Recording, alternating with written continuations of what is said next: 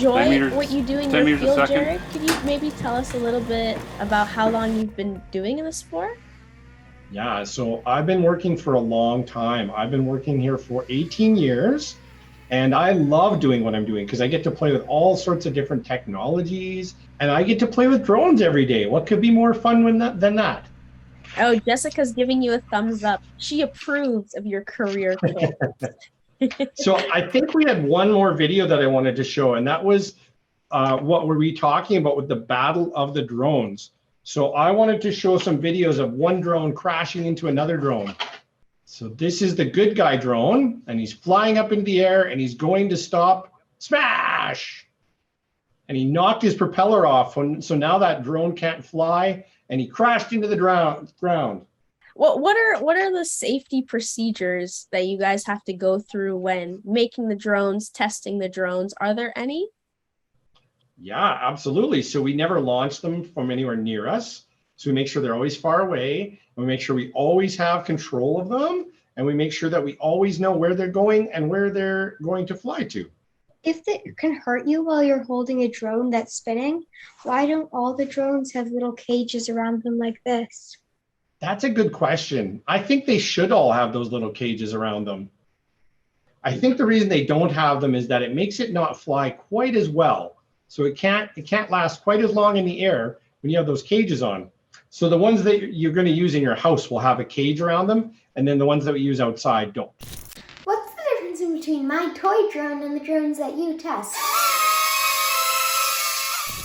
Well, not many differences really. They all kind of do the same thing.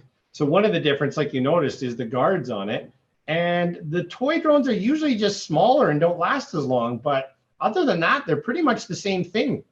One of the other things that big drones have that little drones don't have are really good cameras. I don't know if you can see those cameras. Whoa. And so, yeah, drones that we use outside have bigger and better cameras. But other than that, they're pretty much the same thing. 2 questions for Jared. Where is it safe to fly a drone that you won't get in trouble in? And which one is your favorite drone? Well, it's actually, you have to be really careful about where you fly a drone because, like I said, we can't fly anywhere near airports and we can't fly over people. And we need to be careful that we don't fly them where we are flying into power lines, and we don't want to fly into someone else's backyard. That might really bother them. So it's really important to find like a big open space to use your drone. I really like this one. This is a racing drone, and they're really fun to fly because they go really fast, but they don't last very long. So I think this one is my favorite. What did you study to have this career? I am an electrical engineer. So I learned all about how to do electronics, like the electronics that are inside the drones. And I also learned a lot about writing software. So we always use computers to control things. And so those are the 2 things I learned a lot about in school. What is the coolest technology you get to work with? I like the thermal cameras that they have on the drones. Remember I was showing you this one that sees heat? That's really neat because you can see a person from a long, long way away with a thermal camera. You can see their infrared signature that shows the heat of where they are. So I think that's pretty neat. I like that. I also like the fact that a lot of these drones avoid obstacles on their own.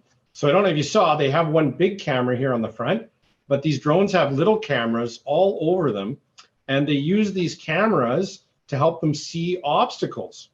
And one thing that's cool about this is that these cameras are always in pairs, right? And so they're just like your eyeballs. And so with your eyeballs, if you close your eyes and then open one eye and then the other with a finger in front of you, the finger moves. And that's how you know how far away something is. That's called stereo vision. That's why we have 2 eyeballs. So we can see how far away our finger is as it gets closer and we get cross eyes. But this drone is basically the same thing. It's using its 2 eyeballs on the bottom or its 2 eyeballs on the back to see where all the obstacles are around it. And so it doesn't bump into things. And I think that's pretty neat. Jared, can you tell us more about your job specifically? Did you get to design a lot of drones? Have you worked with other countries? So we buy and make lots of our drones ourselves. The other countries that we work with, though, are countries that are showing us ways that they have to stop the drones.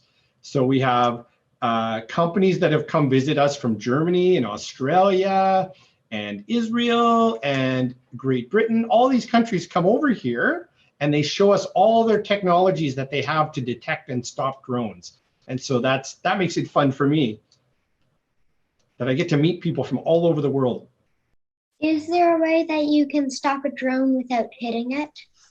Absolutely. That is a great question. So there are radio waves that connect the controller to the drone, and like a remote control, right? Like a remote control for your TV or whatever you might have, a remote car starter. When it's cold outside, you press the remote car starter, you start your car. So that uses radio waves to control things. And so in this case, the video coming from the drone and the controls coming from the controller use radio waves. So what we do is we use something called a jammer to stop those radio waves from getting between the controller and the drone. It's like if somebody was trying to have a conversation and talk, and then somebody else is yelling really loudly. Oh my gosh. Did you enjoy this? You guys are really good at jamming. Yeah, I could see it. The excitement. Juliana's excited. The studio's excited. Corey, yes. All right. So let's put our hands together and let's thank our special guest, Jared from the Defense Research and Development Canada, again for his time and learning and from teaching us all these cool things about drones. Awesome. Thank you to the kids. Thank you. Yay. Thank you for having me.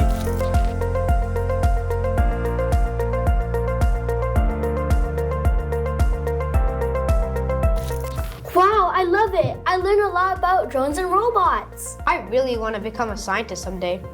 You know, Jared really inspired me. Now I'm more interested in math and science. It's really amazing to know all those cool technology and the work they do at the Canadian Armed Forces to keep us all safe.